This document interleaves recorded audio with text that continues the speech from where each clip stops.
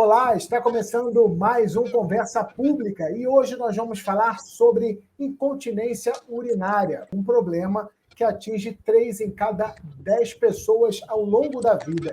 E nós convidamos o doutor Cristiano Gomes, que é urologista. Doutor, obrigado pela participação aqui no Conversa Pública. Obrigado, Mário. É um prazer estar aqui com seus ouvintes e poder falar um pouquinho sobre a incontinência urinária. Como você lembrou, hoje é o dia que a gente, se é que a gente pode dizer, comemora o dia da incontinência, né? Então, seria o dia da gente lembrar da incontinência, entender um pouquinho melhor o que ela é, os problemas que ela pode trazer, e também como prevenir e tratar esse problema quando ele ocorre. Bom, doutor, para a gente começar o nosso bate-papo, eu queria que o senhor explicasse para a gente o que é a incontinência urinária. Então, a incontinência urinária é a perda involuntária de urina. É quando escapa a urina sem que a pessoa desejasse. Então, por exemplo, quando a gente quer urinar, se a gente vai voluntariamente ao banheiro, isso não é incontinência urinária, por mais que sejam várias vezes, tá? Às vezes a pessoa confunde, diz, puxa, doutor, eu tenho uma incontinência urinária. Aí na hora que você vai conversar, ela está chamando de incontinência o fato de ir muitas vezes. Mas não é, a gente usa o termo incontinência para perda de urina, aquela que leva, por exemplo, a molhar a roupa íntima e com isso muitas vezes até requer que a pessoa use um forro, um absorvente ou uma fralda. Então essa é a chamada incontinência urinária. E ela, como você chamou a atenção, é muito frequente. Nós fizemos um estudo que publicamos há pouco mais de 2 anos, com pacientes de 5 capitais das 5 regiões geográficas brasileiras, representando toda a população brasileira, e demonstramos que, na faixa etária acima de 40 anos, 45% das mulheres podem apresentar algum grau de incontinência urinária e 15% dos homens podem apresentar algum grau de incontinência urinária. Portanto, é mais ou menos o número que você falou, 1 em cada 3 pessoas vão apresentar incontinência urinária em algum momento da vida. Agora, doutor, o senhor comentou a questão das mulheres, né? A incontinência urinária, ela é mais frequente nas mulheres? Por que tem essa relação? Eu acho que para a gente falar disso, é importante só a gente lembrar os 2 tipos mais comuns de incontinência, tá? O mais comum, ele acomete principalmente mulheres, e é por isso que os homens são relativamente favorecidos, né? E são menos acometidos. Então, o principal tipo de incontinência urinária que a gente pode observar é a chamada incontinência urinária de esforço. É aquela que ocorre acompanhando um esforço abdominal. Então, quando a gente tosse, que faz um aumento da pressão abdominal, espirra, levanta, carrega um peso, pula, né, corre.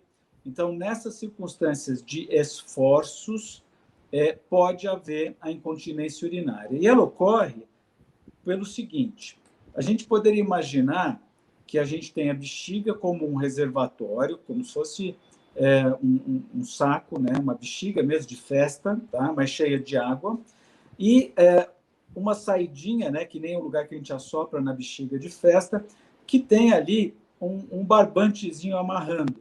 Esse barbante seria o esfíncter urinário. Tá? O esfíncter é que controla, ele funciona como se fosse uma torneirinha. Ele deve ficar fechado na maior parte do tempo e abrir só quando a gente tem vontade e voluntariamente a gente fala, não, agora eu quero urinar. Então, se o esfíncter for um pouco fraco, quando ocorrem aumentos da pressão na bexiga, por exemplo, nas situações que eu falei de tosse, espirro, correr, pular, etc., se o esfíncter for fraco, vai escapar um pouco de urina. Então, a incontinência urinária de esforço, que é essa que ocorre associada aos esforços, ela é muito mais frequente na mulher, porque o esfíncter da mulher, essa torneirinha, ele está sujeito a ficar enfraquecido em situações como menopausa, falta de hormônio, principalmente a multiparidade, que é ter vários filhos, especialmente se o parto for vaginal, porque o parto vaginal aumenta um pouco o risco em relação ao parto cesárea. Não que a cesárea não dê, não é que ela não dá, ela também pode dar incontinência, ela também pode enfraquecer o esfíncter, mas é um pouco menos do que o parto vaginal. Então, o parto vaginal tem várias vantagens muito conhecidas, mas em relação a enfraquecer o esfíncter, ele é um pouco pior, porque a passagem do feto no canal vaginal durante a gestação enfraquece o esfíncter por poder lesar, esticar a inervação do esfíncter, os vasos do esfíncter e lesar também o esfíncter diretamente pelo esgarçamento do músculo do esfíncter uretral, e com isso a mulher fica mais predisposta. Outros fatores de risco são a obesidade, a tosse crônica e as cirurgias, em geral, pélvicas, mas principalmente as cirurgias ginecológicas, porque elas também podem ter um efeito enfraquecedor do esfíncter e da musculatura do assoalho pélvico. Então, esse é um conceito importante. O assoalho pélvico, ele se refere a toda a musculatura e os ligamentos e fáscias que constituem, vamos dizer assim, o assoalho da pelve feminina e também no caso da masculina. Mas aqui nós estamos discutindo a feminina porque ela é mais relevante. E o assoalho pélvico sustenta, em condições normais, os órgãos pélvicos. Então, ele sustenta a bexiga, sustenta o útero e sustenta também o intestino. E as situações que enfraquecem o assoalho pélvico, que são todas aquelas que eu acabei de mencionar, que também enfraquecem o esfíncter, podem enfraquecer o assoalho pélvico, isso também ser um fator predisponente para a incontinência urinária de esforço. Então, depois de ter feito essa resposta meio longa, então eu volto curtamente à sua resposta. Então, por que a mulher tem mais que o homem? Porque a incontinência urinária de esforço, ela quase só ocorre na mulher, e ela é a mais frequente tipo de incontinência. Doutor Cristiano, falou sobre a questão da incidência maior entre as mulheres e falou sobre também a questão de um dos sintomas ser vinculado a algum tipo de esforço, ao esforço, e acaba tendo aquele escape da urina. Quais são outros sintomas, outros sinais que as pessoas podem começar a identificar para diagnosticar esse problema? Muito obrigado, Mário, por essa pergunta, porque é importante a gente ressaltar um outro tipo de incontinência muito comum, que é a incontinência urinária de urgência. Então, como o próprio nome já sugere, esse tipo de incontinência, ele ocorre quando a pessoa tem uma vontade de urinar repentina, muito forte, e a pessoa sente uma urgência para urinar naquela hora, sob o risco de, se não chegar a tempo, fazer xixi na roupa, tá? Que aí seria o que nós definimos como incontinência urinária. No caso aqui, a incontinência de urgência, ao contrário da outra que nós discutimos, que é a incontinência de esforço. Então, na incontinência de urgência, que ocorre um pouquinho mais na mulher do que no homem, mas também ocorre bastante no homem, a pessoa tem uma vontade de urinar, ela tem que parar tudo que está fazendo e ir rápido para o banheiro, e às vezes não dá tempo. É interessante que muitas pessoas descrevem que isso ocorre principalmente quando está chegando em casa, quando chega, pega a chave da casa, ou o portão da garagem, ou o elevador. Então, ele recebe alguns apelidos, meio até na brincadeira, que são a síndrome da garagem ou a síndrome da chave. A pessoa está chegando em casa e a vontade aperta, e ali pode ser que tenha uma urgência e uma incontinência. Então, isso também é extremamente comum.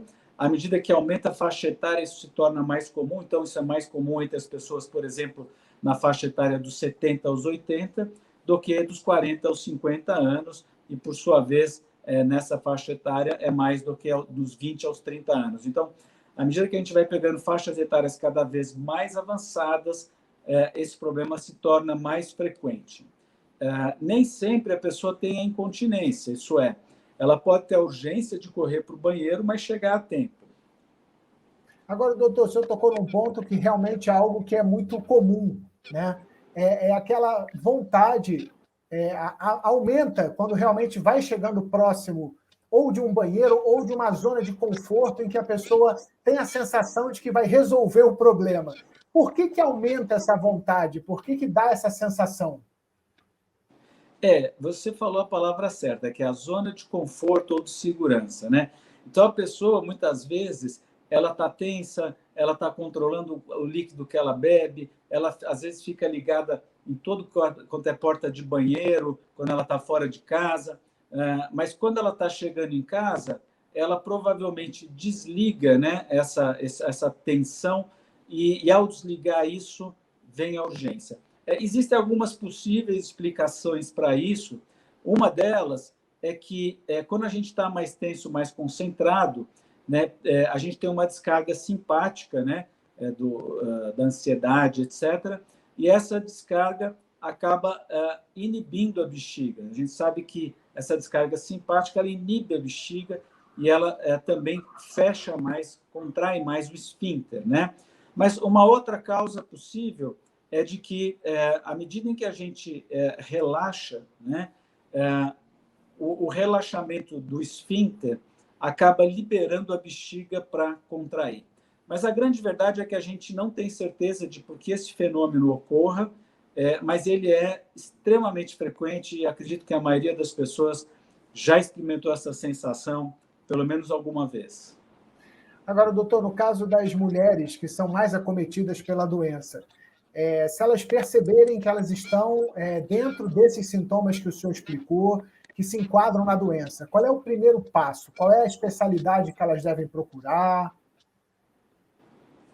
Então, Mário, você perguntou das mulheres, mas eu faço questão de lembrar que o homem também tem incontinência. No homem, ela é mais frequente nesse tipo que a gente acabou de descrever, que é a de urgência. E apenas os homens que operaram câncer de próstata, porque no câncer de próstata tem que remover toda a próstata. Então, nessa situação, a incontinência de esforço ela já é um pouco mais frequente no homem também, porque acaba enfraquecendo o músculo que segura a urina para remover a próstata, não em todo mundo, mas numa porcentagem dos homens, e aí ele vai ter exatamente o mesmo sintoma que a mulher: tosse, espirra, levanta e pode perder a urina. Mas o que fazer, seja o homem, seja a mulher que está tendo incontinência urinária, né? Então, eu acho que é importante procurar um profissional de saúde e existem bons profissionais de saúde dentro da urologia, dentro da ginecologia, existem até mesmo fisioterapeutas especializados, enfermeiros especializados e que podem dar uma boa avaliação inicial e um bom encaminhamento inicial do problema. O urologista talvez seja o especialista mais indicado para os casos mais complexos, para os casos mais difíceis, para aqueles que possam vir a requerer de tratamentos invasivos. E é claro que ele também está preparado para fazer o tratamento das formas mais leves. Mas as formas mais leves, inicialmente, podem talvez ser avaliadas até mesmo por um clínico geral que tenha um pouco de formação nessa área, um geriatra, no caso das pessoas mais idosas. Mas se eu tivesse que dizer um único profissional, eu selecionaria o urologista, que é aquele que, pela especialidade, tem um conhecimento maior sobre o funcionamento da bexiga, do esfíncter, e, portanto, está mais preparado para isso. Mas, de novo, outros profissionais podem também ser envolvidos nisso. Eu acho importante relatar que a avaliação inicial de quem tem incontinência urinária é extremamente baseada no tipo de sintoma e no exame físico, tá? A gente muitas vezes precisa de um exame de urina só para descartar que não tenha uma infecção urinária e, ocasionalmente, sempre que possível, a gente gosta de fazer um ultrassom para ter certeza que não tem uma pedrinha ou alguma alteração outra da bexiga, dos rins, mas nem sempre o ultrassom é necessário. Geralmente, essa avaliação inicial permite que a gente inicie já uma forma de tratamento e existem, basicamente, 4 formas de tratamento, tá? Uma delas são mudanças comportamentais, Outra delas, que eu já vou falar delas, é a fisioterapia para o assoalho pélvico. Depois temos os remédios e aí uma série de cirurgias. Para a gente tratar a incontinência, a gente tem que sempre fazer isso de uma forma meio individualizada, baseando no tipo de sintoma que o paciente tem, né, qual que é a queixa principal, e nas preferências do paciente. Dentro disso, a gente também procura sempre seguir da coisa mais simples para a mais complexa, né, da menos invasiva para o mais invasivo. Então, geralmente, a primeira coisa que a gente faz são o que a gente chama de medidas comportamentais, que, por exemplo, podem incluir restringir um pouco a quantidade de líquido, não é mandar passar sede, mas às vezes a pessoa toma líquido demais, evitar irritantes da bexiga. Então, às vezes a pessoa toma muito café e a pessoa nota que o café faz ela urinar mais vezes, faz ela perder mais urina. Podem existir outros irritantes também para a bexiga. Por exemplo, micções comandadas pelo relógio. Então, se a pessoa fica bem por 3 horas, aí quando dá 3 horas e pouco, vem uma urgência que tem que correr para o banheiro, ela pode ir preventivamente e não esperar vir a urgência. Então, existem outras coisas que a gente pode fazer do ponto de vista comportamental, mas quando elas não são suficientes, ou em algumas situações, a gente pode ir direto também para a fisioterapia. Então, a fisioterapia ela tem dois objetivos. De um lado, fortalecer o esfíncter, que a gente já comentou, para ter um maior controle, e de outro, inibir as contrações involuntárias da bexiga. Então, na incontinência de urgência, o que está por trás dessa urgência para urinar é uma contração involuntária, indesejada, que a bexiga pode ter e faz com que o paciente tenha que correr para o banheiro. A fisioterapia pode ajudar a inibir a ação. Os remédios, eles atuam principalmente nesse tipo de incontinência, diminuindo essa urgência e essas contrações, e as cirurgias, elas são individualizadas para aqueles que têm urgência e não ficaram bons com esse tratamento, ou para aqueles que têm a perda aos esforços e que não ficaram bons, por exemplo, com a fisioterapia e os tratamentos comportamentais. E aí tem várias formas de cirurgia, de maneira geral, cirurgias minimamente invasivas e que são feitas, muitas vezes, em caráter ambulatorial. Agora, doutor, existe uma característica também que é mais comum, às vezes, também nos idosos, que é a falta da incontinência, a incontinência urinária noturna. Durante o dia, a pessoa consegue controlar, ter uma normalidade em relação a esse assunto, mas à noite tem uma dificuldade. Existe também esse tipo de caso? Como é que é? Qual seria o melhor tratamento? Existe e ela é multifatorial, isso já tem várias causas. Geralmente, a gente está falando de um indivíduo que pode ter algum problema de locomoção numa faixa etária maior.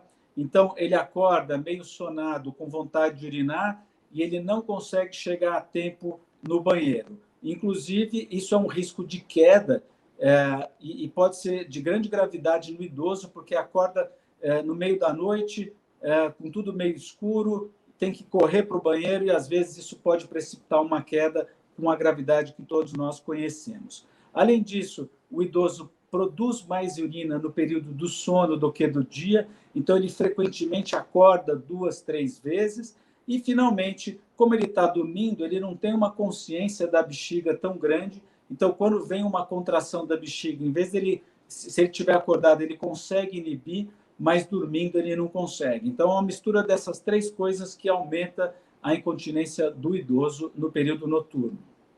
E o que a gente tem assim percebido de relatos, né, de pessoas que passaram, a gente está saindo aí da pandemia de coronavírus e muitos idosos passaram por uma internação muito prolongada, né, muitos ficaram em CTI, ficaram dopados durante muito tempo, e isso também acaba atrapalhando a questão da incontinência urinária, eles acabam perdendo esse reflexo urinário por conta do tempo prolongado de internação? Sim, Mário. O que acontece é o seguinte, de forma resumida, tá? E bem generalizada, as pessoas que precisaram de internação por um quadro grave de Covid, elas estão muito mais sujeitas do que as pessoas da mesma idade que não tiveram que internar por causa do Covid, a problemas neurológicos, distúrbios emocionais e de ansiedade, problemas de sono e também problema urinário. O problema urinário, a gente não sabe se ele é um problema específico da bexiga, mas aparentemente ele é secundário a essa alteração geral de saúde que pode ocorrer nas pessoas que tiveram Covid. Então, esse quadro chamado de Covid de longo prazo, que são as sequelas da Covid, elas predispõem a uma série de problemas de saúde e a parte urinária é uma delas. Então, é mais comum ter problemas, sim, na parte urinária entre as pessoas que precisaram internar por causa da Covid. Ou seja, é uma consequência de vários fatores por conta da doença, por conta da internação, por conta de tudo que a pessoa passou, né? Exatamente. Tá bom, doutor. A gente está chegando ao fim do nosso Conversa Pública de hoje. Eu queria agradecer a presença aqui no programa e que o senhor, por favor, deixe os seus contatos, as suas redes sociais, para quem quiser entrar em contato com o senhor e poder aprofundar mais o assunto ou marcar uma consulta também com o senhor.